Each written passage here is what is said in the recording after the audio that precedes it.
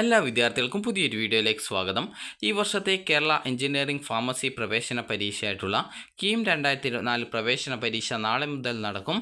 നാളെ മുതൽ ജൂൺ 10 വരെയാണ് ഈ വർഷത്തെ കേരള എഞ്ചിനീയറിംഗ് ഫാർമസി പ്രവേശന പരീക്ഷ നടക്കുന്നത്. ജൂൺ 9 വരെ കേരള എഞ്ചിനീയറിംഗ് ഫാർമസി പരീക്ഷയും അതുപോലെ ജൂൺ 10 കേരള ഫാർമസി ഓൺലി പരീക്ഷയുമാണ് നടക്കുന്നത്. അപ്പോൾ വിദ്യാർത്ഥികൾ പുതിയ അഡ്മിറ്റ് കാർഡ് വിദ്യാർത്ഥികളുടെ പ്രൊഫൈലിൽ നിന്നും ഡൗൺലോഡ് ചെയ്തെടുക്കേണ്ടതാണ്. ce.kerala.gov.in എന്ന വെബ്സൈറ്റിൽ വിദ്യാർത്ഥികൾക്ക് കാൻഡിഡേറ്റ് ലോഗിൻ ചെയ്തുകൊണ്ട്, അതായത് ആപ്ലിക്കേഷൻ നമ്പറും പാസ്വേഡും ആക്സസ് കോഡും നൽകി ലോഗിൻ ചെയ്തുകൊണ്ട് അഡ്മിറ്റ് കാർഡ് എന്നുള്ള മെനു ഐറ്റത്തിൽ ക്ലിക്ക് ചെയ്തുകൊണ്ട് വിദ്യാർത്ഥികൾക്ക് നിങ്ങളുടെ അഡ്മിറ്റ് കാർഡ് ഡൗൺലോഡ് ചെയ്തെടുക്കാവുന്നതാണ്. വിദ്യാർത്ഥികൾ കീമിന് അപ്ലൈ ചെയ്യുന്ന സമയത്ത് എഞ്ചിനീയറിങ്ങോ അല്ലെങ്കിൽ ഫാർമസിയോ അല്ലെങ്കിൽ ഇവ രണ്ടുമോ സെലക്ട് ചെയ്തിട്ടുള്ള വിദ്യാർത്ഥികൾക്കാണ് ഈ ഒരു അഡ്മിറ്റ് കാർഡ് ലഭ്യമാവുക.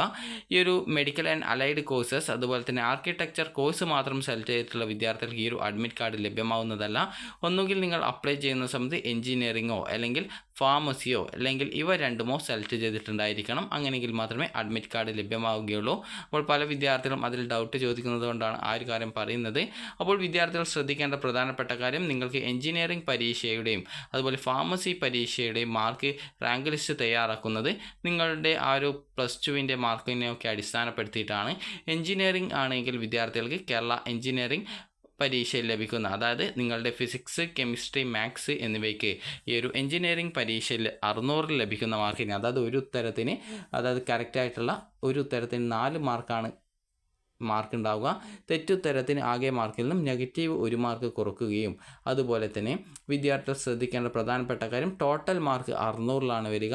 600 മാർക്കിനെ 300 കൺവേർട്ട് ചെയ്യുകയും, അതുപോലെ തന്നെ വിദ്യാർത്ഥികൾക്ക് +2 ഫിസിക്സ്, കെമിസ്ട്രി, ബയോളജി എന്നിവയിൽ ലഭിച്ച മാർക്കിനെയും 300 കൺവേർട്ട് ചെയ്തുകൊണ്ട് ഈ ഒരു മാർക്കിനെ പ്രത്യേക ഫോർമുല ഉപയോഗിച്ചുകൊണ്ടാണ് ഇൻഡെക്സ് മാർക്കും റാങ്ക് പട്ടികയും ഒക്കെ തയ്യാറാക്കുക.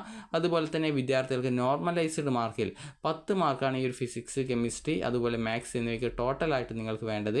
നോർമലൈസ്ഡ് മാർക്ക് എന്ന് പറയുമ്പോൾ 600നെ 300 കൺവേർട്ട് ചെയ്യുന്നത് കൊണ്ട് തന്നെ വിദ്യാർത്ഥികൾക്ക് ഈ ഒരു പരീക്ഷയിൽ മിനിമം ഒരു 20-25 മാർക്കെങ്കിലും മിനിമം ലഭിച്ചിട്ടുണ്ടായിരിക്കണം. അങ്ങനെയെങ്കിൽ മാത്രമേ വിദ്യാർത്ഥികൾക്ക് പ്രൈവറ്റ് ആയിട്ടെങ്കിലും പഠിക്കുന്നതിനായിട്ട് സാധിക്കുള്ളൂ.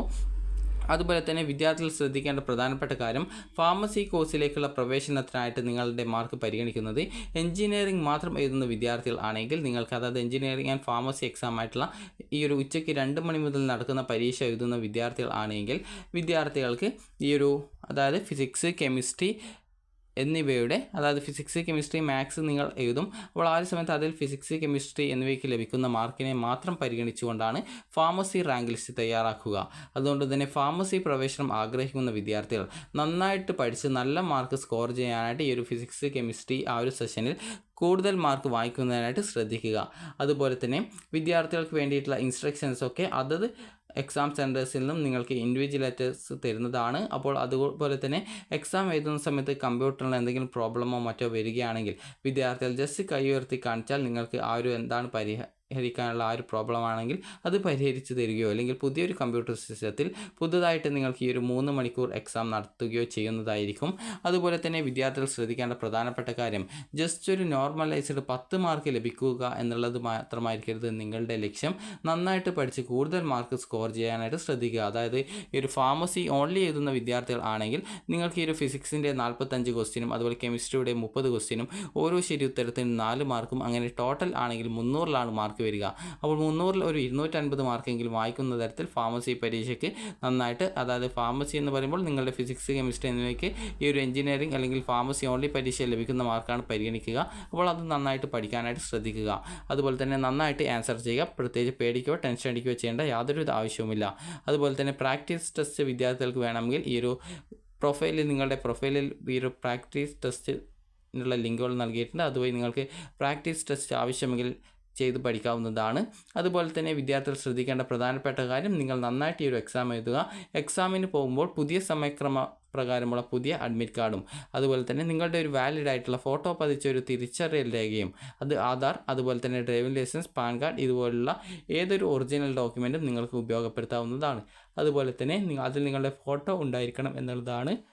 ഫോട്ടോ ഉള്ള ID കാർഡ് മാത്രമേ ഉപയോഗിക്കാനായിട്ട് പാടുള്ളൂ. അതും ഒറിജിനൽ ഡോക്യുമെൻ്റ് ആയിരിക്കണം. അക്കാര്യം വിദ്യാർത്ഥികൾ ശ്രദ്ധിക്കുക. അതുകൊണ്ട് തന്നെ ആധാർ കാർഡ് എടുക്കുന്നതായിരിക്കും കൂടുതൽ ബെറ്റർ ആയിട്ടുള്ള കാര്യം. അതുപോലെ തന്നെ നിങ്ങൾക്ക് വേണമെങ്കിൽ ഒരു ട്രാൻസ്പെറൻറ്റ് പേനയും അതുപോലെ തന്നെ ഈ ഒരു പുതുക്കിയ ഡേറ്റ് പ്രകാരമുള്ള അഡ്മിറ്റ് കാർഡുമാണ് വിദ്യാർത്ഥികൾ എക്സാമിന് പോകുന്ന സമയത്ത് എടുക്കേണ്ടത്. പുതിയ അഡ്മിറ്റ് കാർഡ് ഇല്ലാതെ വിദ്യാർത്ഥികളെ എക്സാം ഹാളിൽ പ്രവേശിപ്പിക്കുന്നതല്ല. അക്കാര്യം വിദ്യാർത്ഥികൾ പ്രത്യേകം ശ്രദ്ധിക്കേണ്ടതാണ്. അപ്പോൾ വിദ്യാർത്ഥികൾക്ക് ഈ ഒരു വീഡിയോ ഉപകാരപ്രദമായിട്ടുണ്ടെങ്കിൽ ലൈക്ക് ചെയ്യുക, ഷെയർ ചെയ്യുക. Thank you for watching.